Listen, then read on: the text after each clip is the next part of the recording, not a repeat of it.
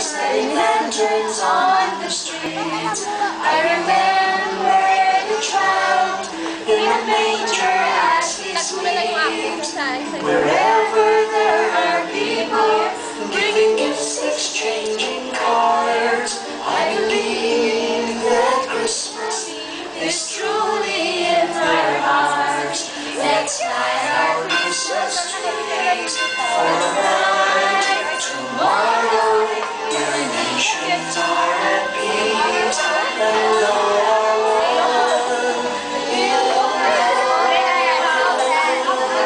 Let's sing Merry Christmas and a happy holiday. This season may we never forget the love we had for Jesus. Let's be the one to guide us as another new year starts, and may the spirit of Christmas always in our hearts.